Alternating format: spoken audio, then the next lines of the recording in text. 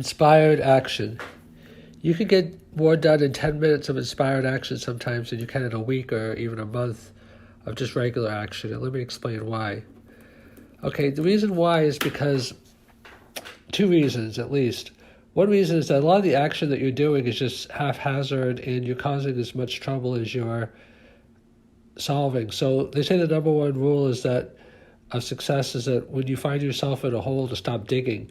What happens is a lot of people feel like they just have to do something, do anything, and they do things that don't ultimately help them. Like they go down one path and they decide to go down another path, and it's kind of like the hamster. It's like running like crazy on the wheel, but it's not getting anywhere. Like that famous expression, never mistake activity for progress. So what happens is, people, they become frustrated, they become depressed, they become tired. So activity without really having the clarity behind it is not that helpful. And it can be also unhelpful. It can lead to health problems, because you wear yourself out and because you have negative emotions, which are very not helpful. So I'm not saying to do nothing all day and just wait for inspiration, but a little bit in that direction. There has to be a balance between activity and passivity. What happens is, like Warren Buffett, for example, he showed his calendar on TV. There's like nothing in it. There's like one appointment in like a month or something like that. I mean, obviously he keeps somewhat busy, but he says most of his time is just spent in his office thinking and reading. Because he said, imagine, like what happens, he says, stocks are too easy to trade, so people get into all kinds of trouble. He said, imagine if you want to become wealthy, and he's the best investor in the world, the most famous one anyway. He said, imagine if you could only make 10 trades your entire life, how careful you would be on each trade, how much thinking you would do. And that's basically what he does. He just finds stocks that he loves and he keeps them forever. He does do some buying and selling, but he pretty much just sticks with what he knows and he learns. And inspired action is kind of the same thing, which is that most people are just busy, but they're not accomplishing that much because they're not clear in their mind.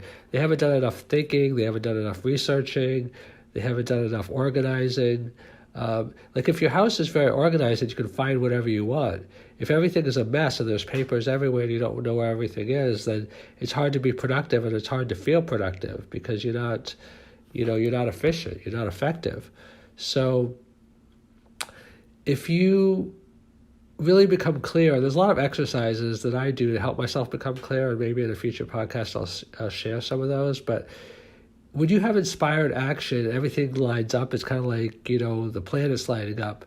You can just get so much done because in your mind, you just know this is the right thing. It's just like, and it's easy to do. What happens is, a lot of times there's resistance. Like I want you to think about resistance for a long time. People try to break through the resistance, but it's kind of like walking through molasses.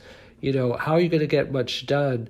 Imagine if you were running a race around a track and you were waist deep in molasses or even ankle deep. How much could you really accomplish? A lot of life is like that. Like we just try to force things. We try to force people to do things. We try to force situations. It's like running around a track in molasses. We're expending all our energy. It's like minuscule. Like because we can walk over to a chair and move it, we believe in action and we believe that we can do what we want. But a lot of actions in life, we have people resisting us. We have situations resisting us. If we become really clear on what we want, and then we let our inner voice speak to us, and when it's inspired action, a lot of the resistance is gone. And that's how you know it's inspired action, because it's just so clear of what to do, and it's so easy what to do. Like I said, that in 10 minutes, you could get so much done.